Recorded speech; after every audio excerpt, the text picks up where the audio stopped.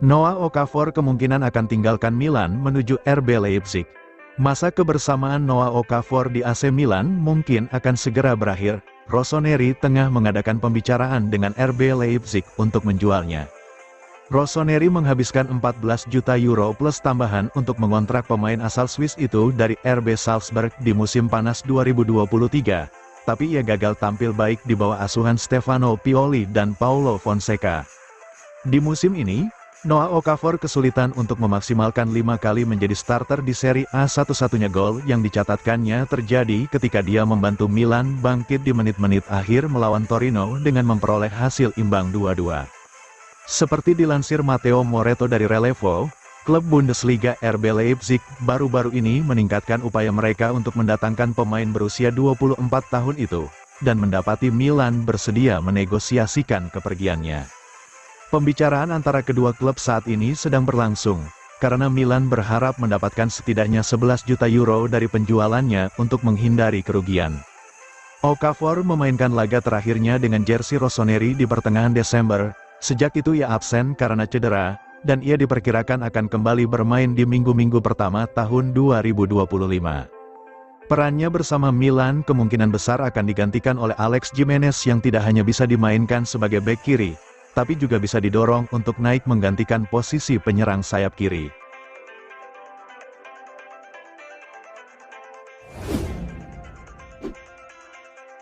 Milan ajukan penawaran resmi ke MU, Rashford rela gajinya dipotong biar bisa segera gabung. Kabar dari Italia menyebutkan bahwa Marcus Rashford bersedia menerima pemotongan gaji demi bergabung dengan AC Milan pada bursa transfer Januari ini. Sementara itu, AC Milan telah mengajukan tawaran awal kepada MU berupa pinjaman dengan opsi pembelian permanen. Menurut pakar transfer Sky Sports, Gianluca Di Marzio, Rossoneri sedang melakukan negosiasi dengan MU terkait Rashford. Tawaran awal mereka mencakup kesepakatan peminjaman dengan opsi untuk membeli di akhir masa pinjaman. Beberapa sumber juga melaporkan bahwa Dan Rashford, saudara sekaligus agen Marcus, berada di Milan untuk membahas transfer ini lebih lanjut. Rashford saat ini menerima gaji 14 juta euro, 234,1 miliar rupiah, per musim di MU. Tuttosport mengungkapkan bahwa ia bersedia memangkas gajinya agar bisa bergabung dengan Milan bulan ini. Namun, baik Tuttosport maupun Corriere dello Sport melaporkan bahwa Milan membutuhkan kontribusi MU untuk membayar sebagian gaji Rashford agar transfer pinjaman awal dapat terrealisasi. Untuk memberi ruang bagi Rashford, Milan dikabarkan sedang berupaya menjual satu di antara pemain sayap mereka.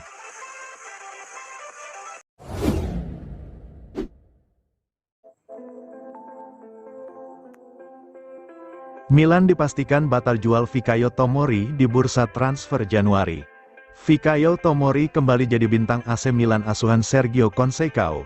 Hal ini semakin memperkuat jika pemain asal Inggris itu akan bertahan di klub.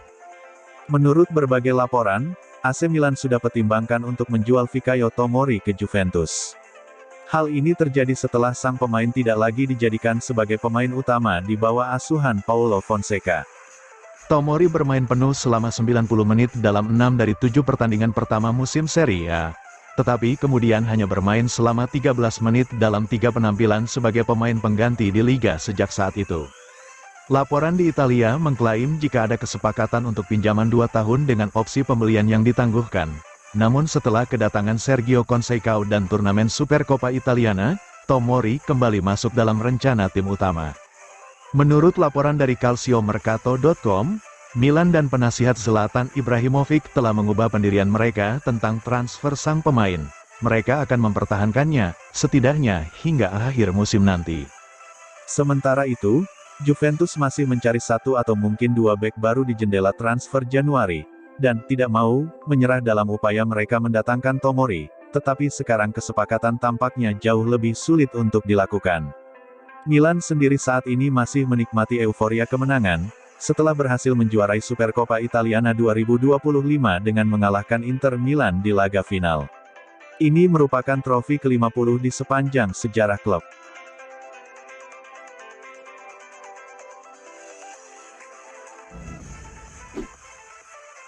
Pakai sistem high block, Sergio Conceição bilang, mereka Milan, tidak boleh takut. Pelatih AC Milan, Sergio Conceição akui melakukan pendekatan taktis yang berbeda saat melawan Juventus dan Inter Milan, dengan sistem pertahanan high block. Dalam sesi wawancara bersama media, Sergio Conceição bicara tentang pilihan taktisnya saat melawan Inter Milan. Berbeda saat melawan Juventus yang bertahan terlalu dalam, lawan Inter mereka tampak menekan lebih tinggi. Hal ini terlihat jelas saat mereka terlihat lebih mendominasi, meski sempat kecolongan lewat gol Mehdi Taremi yang memanfaatkan umpan lambung jauh saat pertandingan babak kedua baru berjalan 2 menit. Tepat sekali, jika kita ingin solid, maka kita perlu menjaga kekompakan tim dan menjaga bentuk permainan, ujar Conceição. Kami bisa bermain lebih baik lagi, tetapi para pemain bertahan dan gelandang harus punya keberanian. Jika kita berbicara tentang Milan yang hebat, mereka tidak boleh takut atau duduk diam di pertahanan. Sangat penting bagi saya untuk melakukan itu, tidak mudah untuk mengartikulasikan gerakan bertahan dengan waktu yang sangat terbatas untuk mengerjakannya, terutama untuk menangani detail-detail kecil selama pertandingan. Tetapi mereka semua adalah pemain internasional, sangat profesional, mereka cerdas dan belajar dengan cepat apa yang harus kami lakukan untuk menang, ungkap dari Sergio Conceição.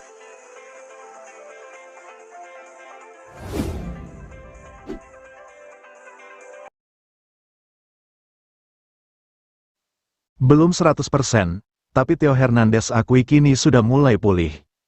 Bek kiri AC Milan, Theo Hernandez mengakui jika dia kini sudah mulai pulih, dan bertekad untuk membantu tim. Dia juga berharap yang terbaik bagi Fonseca. Dalam sesi wawancara bersama Sport Mediaset setelah pertandingan final Supercoppa Italiana, bintang kemenangan AC Milan, Theo Hernandez bicara penampilan anak asuhnya, dan hubungannya dengan mantan pelatih Milan, Paulo Fonseca. Theo memastikan jika dia sudah mulai pulih, meski tidak dalam kondisi 100%, dia juga berharap yang terbaik untuk mantan pelatihnya, Fonseca, dan mengakui belum sepenuhnya mengenal pelatih baru, Sergio Conceição. Itu penampilan yang hebat, kami tahu Inter adalah tim yang hebat, itu adalah momen yang sulit bagi saya, tetapi saya pikir sekarang saya mulai pulih, saya belum dalam kondisi 100%, tetapi saya berusaha membantu tim, kata Theo. Terdapat ketegangan antara Rafael Leao, Theo Hernandez, dan pelatih sebelumnya, Paulo Fonseca, jadi sangat mungkin jika kedua pemain tersebut berkembang pesat setelah pemecatan sang pelatih. Ini kemenangan yang luar biasa, kami harus menanggung sebagian kesalahan yang dilakukan Fonseca, itu bukan hanya kesalahannya, kami bersyukur dia ada di sini dan mendoakan yang terbaik untuknya. Pemain asal Prancis tersebut kemudian ditanya tentang pelatih baru Sergio Conceição, dan persembahkan golnya untuk istri dan anaknya. Kami belum punya banyak waktu untuk bekerja sama dengan Conceição, tetapi saya rasa itu bermanfaat bagi kami. Saya persembahkan gol ini untuk istri saya, anak saya dan kini anak perempuan saya juga akan segera lahir untuk membesarkan keluarga.